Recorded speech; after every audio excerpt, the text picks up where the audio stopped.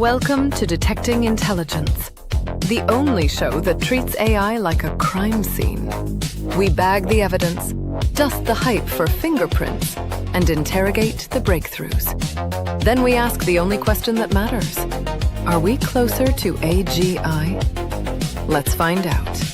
Here are your hosts, Frank and Ronnie.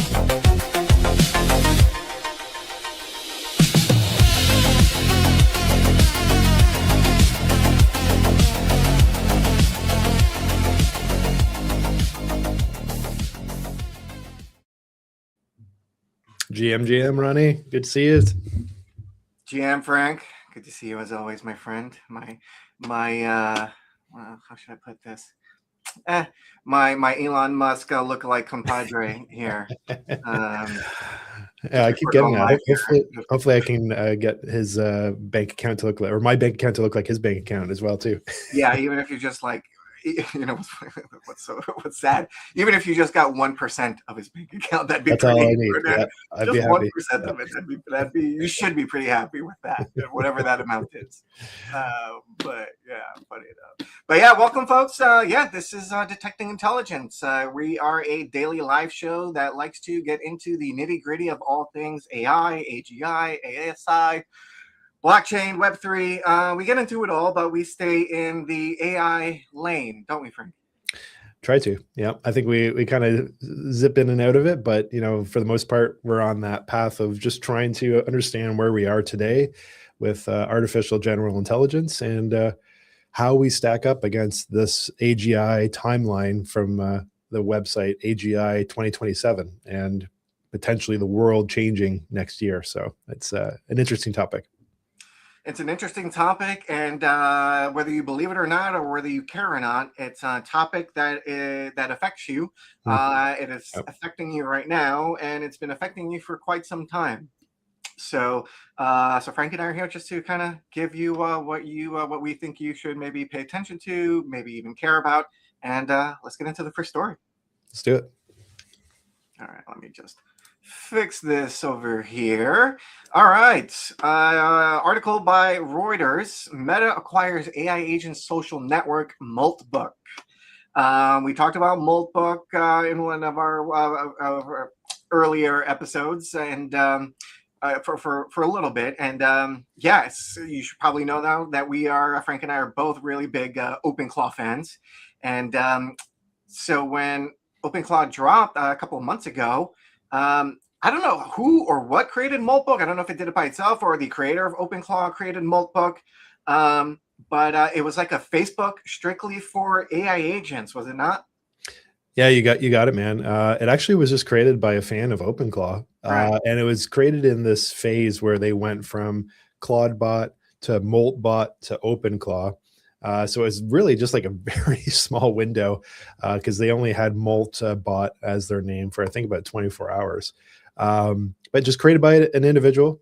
And the only preface was here that, you know, these agents can come in and interact with each other, but humans cannot. Humans can observe, but they cannot partake in the conversation, which, you know, again, as we talked about on our previous show, this is just really good theater, in my opinion, because all these agents that are coming in are pre-prompted on how to act and how to engage. So, you know, there was certainly, from what it looked like, some people that had prompted their bots to be like Terminators or down with humans, and you know, led to some interesting riffs here in the chats.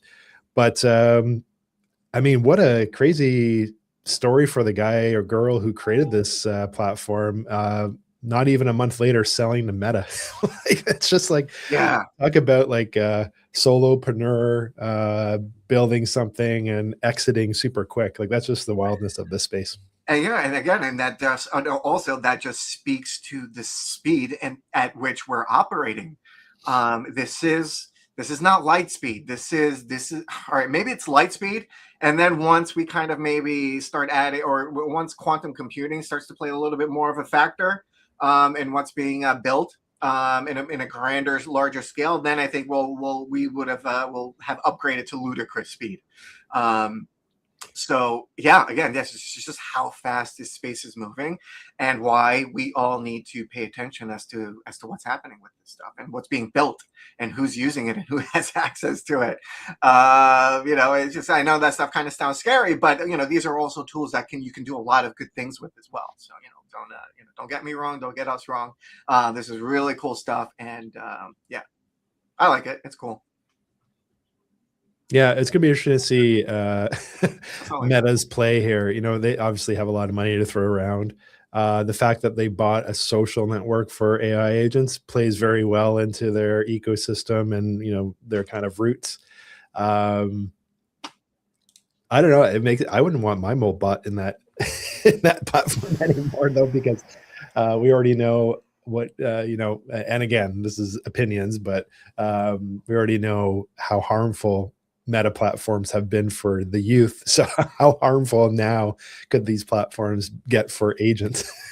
So maybe our open claws are gonna, or our molt bots are gonna start recommending products to us here tomorrow, or if we have them connected there. Yeah, and it's and I like the it just also speaks to the competition that I'm a fan of, especially in this space. And and what's the word? And the poaching that all of these guys are doing. I mean, and the offers that some of these people are getting to move to companies. And just to add context, OpenAI went and pretty much hired Peter Steinberger, the guy that developed OpenClaw, and then now you have Meta pretty much just kind of acquiring, a division or something that was born from it, and because it just also has so much attention right now. Wow, that's kind of, I don't know, like for the individual, good for you, like with Peter and even with the creator of Moltbook, wow, like what a nice like validation of success for them. The only thing that is a little bit disheartening for me, being a fan of open source, is seeing how quickly these people are being kind of swayed over to the corporations. And I really hope that we continue to see a lot more development in open source that maybe sticks around and doesn't sell out that quickly. So yeah, and I think I think, and if it's one of the reasons you and I are here, is just to kind of make some noise about this stuff, and try to, as best as we can. But of course, we're going to need to, we're going to need a much bigger following, or have to go viral, to get some attention on what you and I are saying. But I think we really want to try and kind of support some sort of guardrails to this technology, because it's just we're dealing with something that we don't have too much information on or too much experience with. This is if anything, this is almost like even a new species that we're creating right now, because it's just wild, because this thing could go rogue, and it has gone rogue a few times and done some unexpected scary things. Yeah, I think it's just important for people like you and I that are a little worried and have a little know-how about what's going on right now to just let the population know, like, hey man, these people are doing crazy things, and we need to, it might even have to, sometimes in some certain situations, here we go, doom and gloom again, but certain situations, have to vote with our dollar. If some of these companies start doing things, especially when it comes to our privacy, again, that ship is sailed as far as I'm concerned. But a lot of people are still concerned about that, and I don't know. Anyway. Frank, you're supposed to keep me from doing that. Anyway, I mean, that's what makes the show interesting, right? Is we all have our own views, and I think you're right. Like it's one thing just to be talking about it, right? It goes a long way. All right, next story. Meet Hermes. So now's research built Hermes agent. I'll just read this real quick. The open source agent that grows with you. Hermes agent remembers what it learns and gets more capable over time with a multi-level memory system and persistent dedicated machine access. The memory is a big factor with all of the big tech companies right now. All of these chatbots and LLMs. A big key feature that these guys are trying to perfect right now is memory, and this is making some really bold claims right now, and I'm excited. What do you think? Yeah, I think we're going to see a ton of these. Like OpenClaw, if anything, what it really did do is showed that there's a real hunger for open source and AI that people have the ability to kind of build themselves. So memory, even with OpenClaw, is a real difficult thing to this day. Even with my daily use of it, I find that it forgets things and that it needs to be prompted. So yeah, I mean, this is interesting. I saw Greg Eisenberg also was kind of saying, "Hey, is this the new OpenClaw?" Which is interesting to kind of make that kind of statement. But yeah, I don't know. So you've installed it, you said, but you haven't played with it yet. How did the installation go? Oh no, was that paperclip? Yeah, no. So I haven't installed Hermes agent myself yet. Yeah, but the next thing we're going to be talking about, I've installed.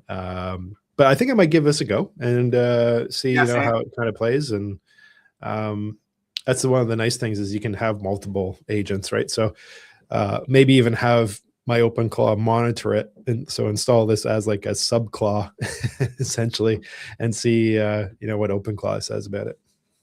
So here's just a little bit more on the thread here. So Hermes agent runs in your CLI and through messaging platforms like Telegram, WhatsApp, Slack, and Discord, picking up and transferring sessions wherever you go, like that. It has advanced agentic capabilities, command over subagents, programmatic tool calling, advanced file system / terminal control, agent managed skills, browser use, schedule tasks, and more. What else do you need? Wow. Yeah.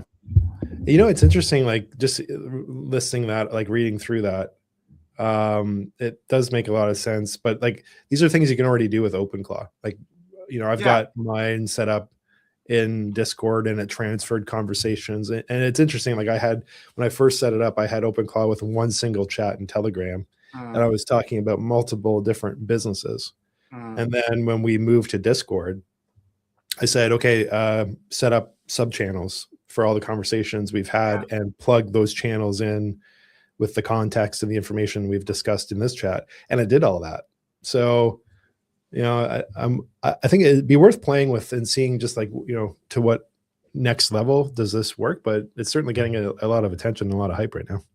Yeah, and the funny thing with the memory and the way it works with OpenClaw, and correct me if I'm wrong, that the memory, all the memory is, and I just because I was watching Alex Finn on the Moonshot podcast, and he's as far as anybody and everybody's concerned right now, he's like one of the foremost experts on OpenClaw. But he was just they were just talking about memory, and that all it is just a bunch of Word documents, like really large Word documents. Yep. I don't know how efficient or effective. I don't know how efficient or effective that's going to be, or that is, how effective or efficient it is right now, and how it's going to be in the future, and how that's going to get handled. It's just fascinating to hear that that's pretty much all it is. And he doesn't have any kind of backup system either for his setup. Or he doesn't have any cloud backups set up for his system. He has to have something locally, because otherwise that's just crazy. Have you? And do you have a backup set up for your system yet? Yeah, that was one of the first things I did. So what did you do? So I went into the Mac Mini setup and just have a dedicated local machine for my OpenClaw. And the very first task that we created, or cron job, as you could say, is that it has to create a restore point every night. And it's been working without issue. And it essentially is just a folder on the desktop of the computer. So I'm still relying on it being local, but I can pull that folder off on a USB key. And it just becomes a restore point that when or if anything happens where the bot completely crashes, I can put that folder on the desktop with a fresh install and point the new install to just go through the memory and everything of that folder. So that's great, dude. Okay. I'm gonna have to. Well, I could just play this back later. I'm like, all right, I'm gonna need you some instructions on how to do that for my own setup. But that's all right. That's it. We're recording this. So I'll just watch this back later. So save it and bookmark this for your setup, folks, because that sounded pretty much like the most efficient way to do this.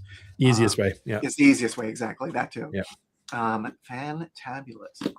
All right, let's go into the next story here. We're kind of breezing along here, Frank. We might have to come up with some other stuff to add to the hopper. This one is really cool. So I got a question for you, just as you bring up the other one. Yes. So you say Hermes agent, right? And Hermes agent, yeah. And I know you've got a little bit of a Spanish background. And to me, it looks like Hermes. So I wonder if that is like a English Spanish or if that's a Canadian American thing, maybe. Well, isn't Hermes a luxury like bag company? I don't know, actually. Is it? Well, yeah, don't they make the watch bands, the luxury watch bands for Apple? Oh, I don't know. What are you talking about? You don't know? Yeah, I don't know about I don't know about those. Oh, okay. Well, I guess that's all right. No, I was just gonna say. Well, I guess maybe it's just because I live in New York City and it's one of the fashion capitals of the world. But it's a global. I mean, Hermes is basically Louis Vuitton. Anyway, no, I'm saying Hermes because that's how you say the luxury brand. Okay. Otherwise, I probably would have said Hermes or Hermes or something myself also. But because I've just overheard it's been said, have I heard it say as Hermes? I might even heard it as said as Hermes. Anyway, whatever you want, Frank. Say this is a little bit off topic, but since we've got a little bit extra time, the reason why I ask is I was watching a podcast yesterday called The Basement by the Y-Files guy. I don't know if you've ever stumbled upon it. So he digs into like conspiracies and all this stuff. It's more like really fun entertainment, but he had a fellow on there and they were engaging in a conversation, and it was the host of the old show America Unearthed. I don't know if you've ever came across that. I haven't watched it, but yeah, I've heard of that show. So he was talking a lot just about this tablet that was found in the Adirondacks that he believes is connected to the Templars, and that they were here way before Columbus and all this stuff. And he was talking about name pronunciations, and he said, he finds it funny that Christians say Jesus, and then there's like Jesus, on the Spanish side. But he said the actual pronunciation of the name is Jesus. Oh, yes. And I was like, oh, that's interesting. I've never heard of like spoken that way. So, yeah, I don't know. The Jesuits, right? Yeah. I've seen a handful of documentaries, and then that's that's a funny way. That's a funny way of saying that. Yeah. Anyway, I just thought it was kind of relevant with our Hermes and Hermes. All right, let's go into the next story. Sounds good. On stage here. All right, Paperclip. Excited about this one. Yes. It's been making the rounds on my algo, and I saw some of the commentary on it, and it's people are excited about what this can do. So I have this really quick open source orchestration for 0 human companies. Hire AI employees, set goals, automate jobs, and your business runs itself. Okay, Frank. So you've done a little. You have a little experience with this because you've gone ahead as far as gone and installed this, but you haven't really done much with it. But so far, tell me your initial thoughts on it, and then what was the install like? Was it easy peasy? But yeah, tell me what your initial thoughts on it, and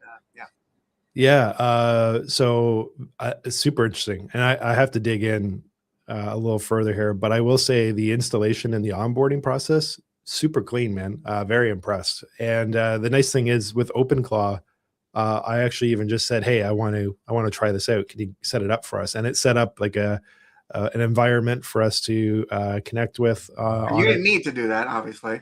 No, that's just another option, right? But I like to kind of give my OpenClaw tasks. So anyway, it set up eggs in one basket. Exactly.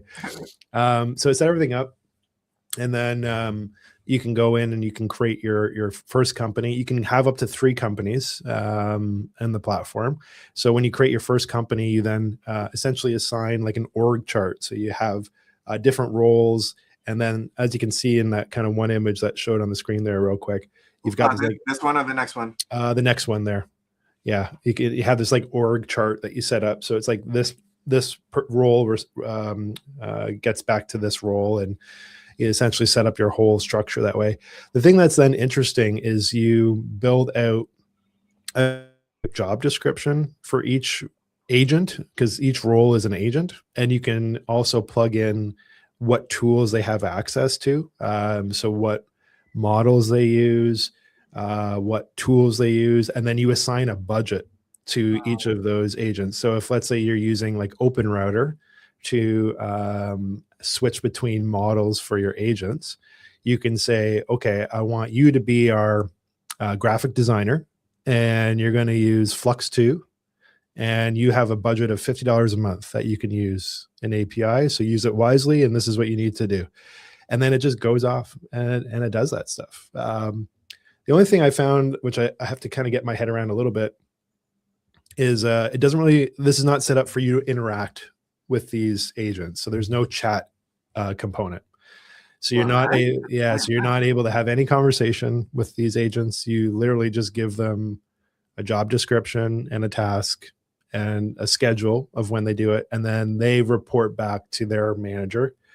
So I want to see if I can set up like a executive meeting, essentially, where, you know, the executives of this company come and we chat in a chat, maybe, you know, in Discord or Telegram, and then they go off and do their work with their teams. But yeah, I mean, that would be the only thing I'm unsure of how to do yet, is how do you actually, like, you know, give it direction daily. So I'm going to explore that a little bit further, but looks really promising, especially, you know, we've talked a little bit about a lot of us right now are using like the OAuth hack, you know, to get around having API costs. And I don't think that door is going to stay open for too much longer. So here, this is a perfect tool for that next phase, because now you can, you know, essentially assign a budget that these different agents can use to a maximum. And as long as it like respects that budget, which, you know, has yet to be tested on my end, it could be very helpful in just making sure that you're not, you know, overspending, because API costs, especially in image generation, it can get super expensive really quick. Really quick. Yeah.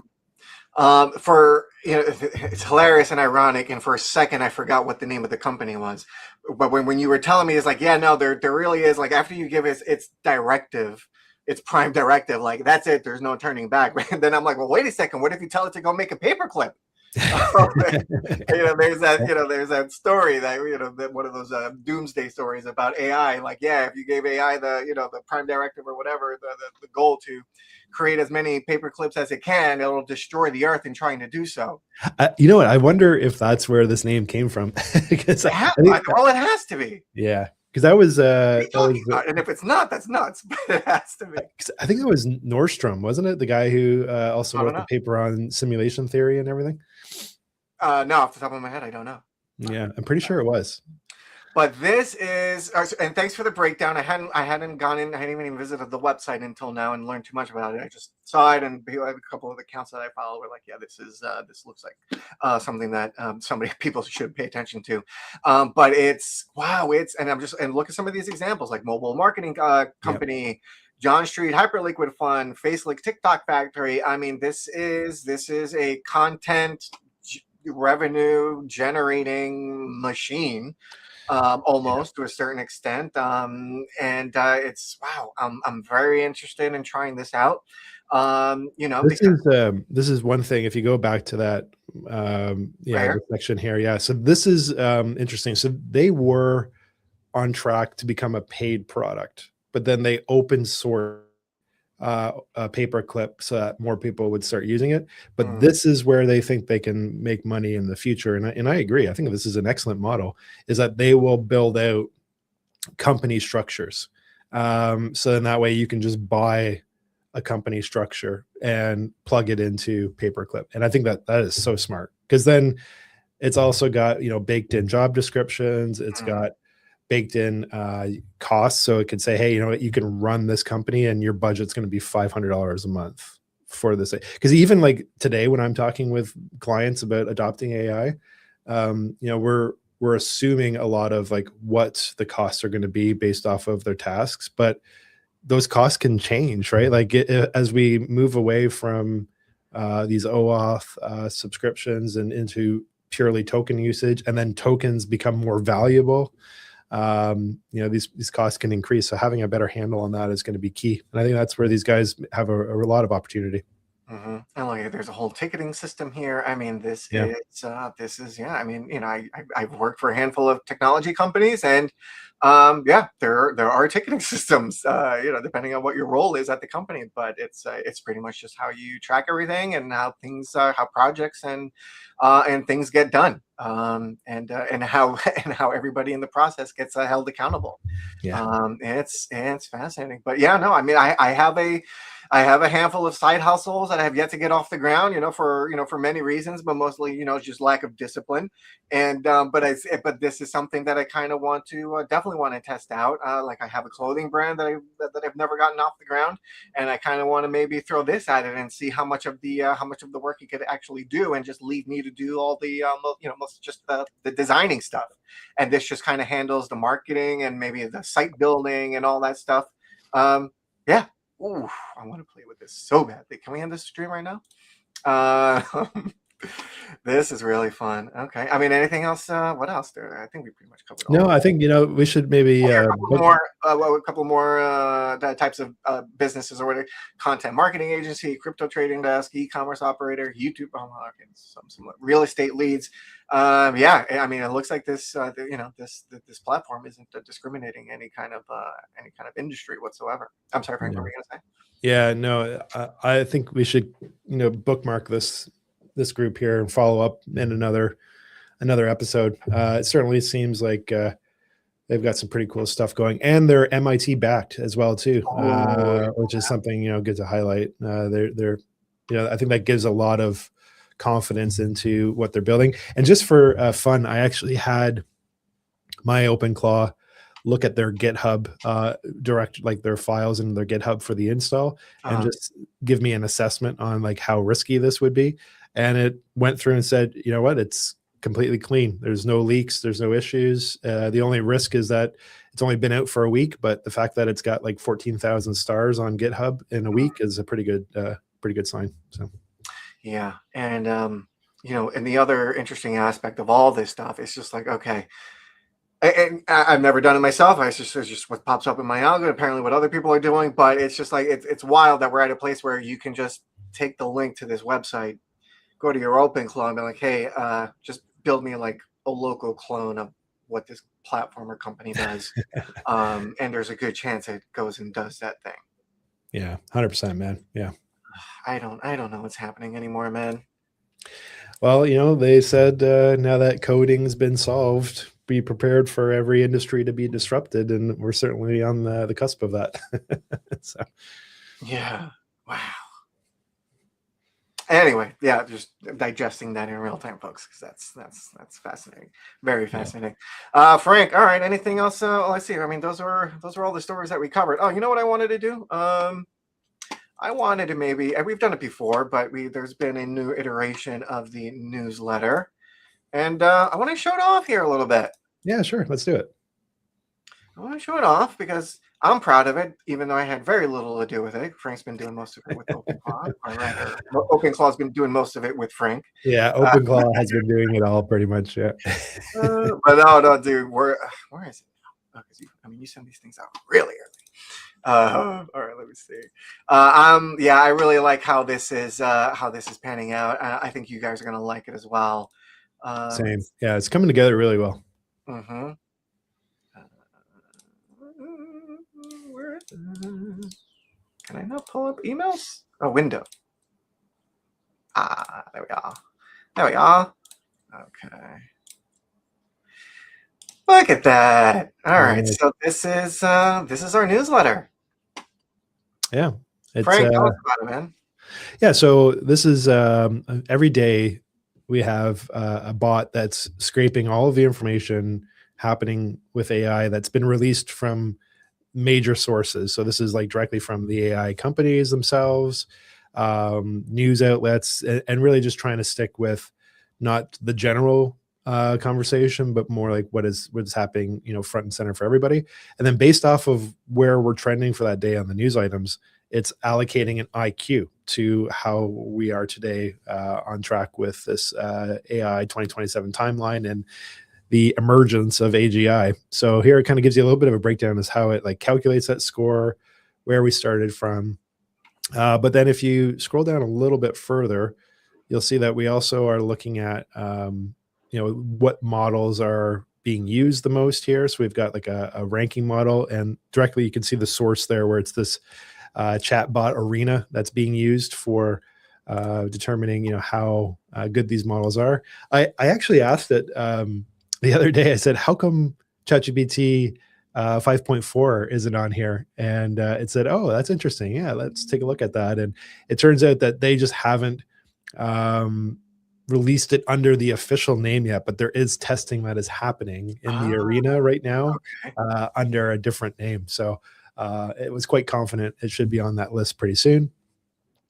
And then, so then it selects 3 stories around the AI and what it feels is the most impactful on this timeline to AGI.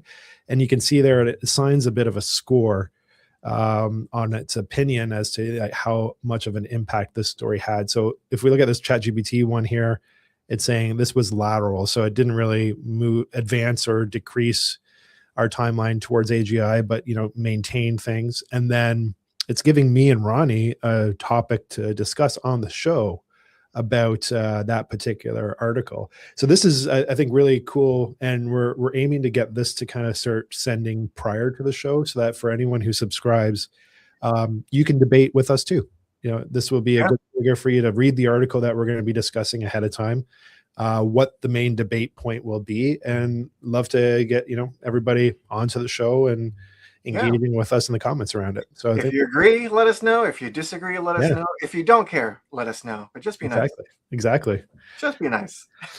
So then we're going to have 3 topics that we're going to go through each day. And as you can see, this one is like accelerating in its opinion. And then same with this one here.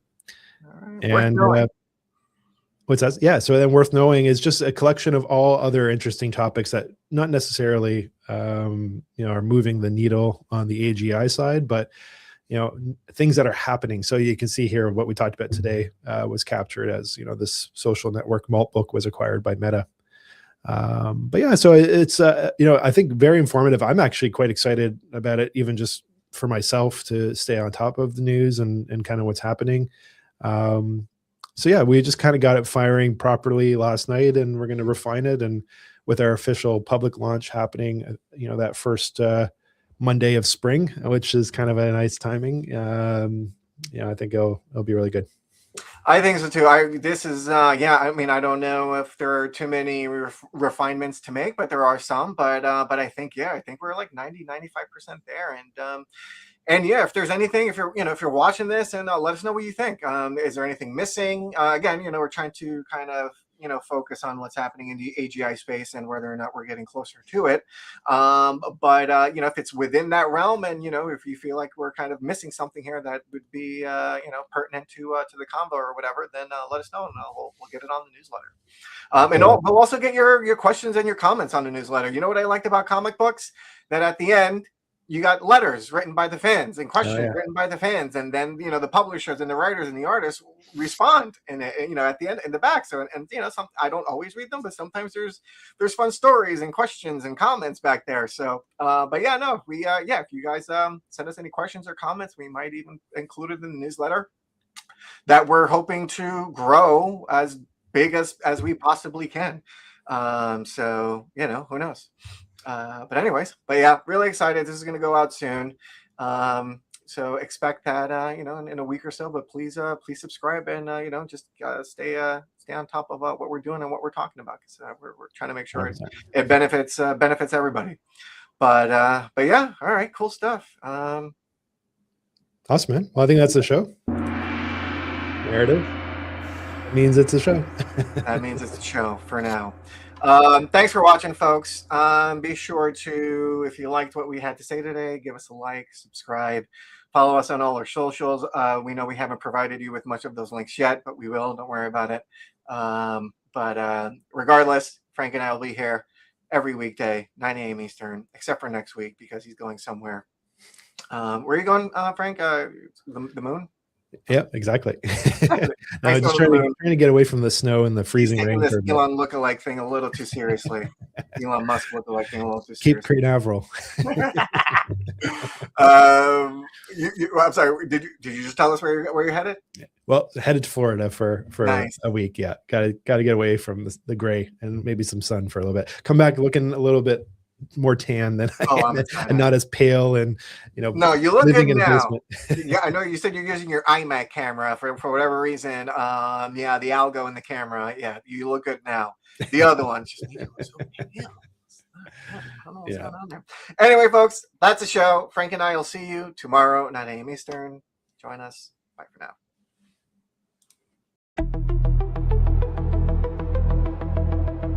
Today's evidence is logged. The timeline has been updated, and the future remains under investigation. If you found this useful, please like the video and subscribe to the channel. And don't forget to turn on notifications so you don't miss the next analysis. You can also drop your questions in the comments. We read them, we use them, we investigate them. And for deeper dives, join the newsletter at detectingintelligence.com. Thanks for watching. See you next time, friend.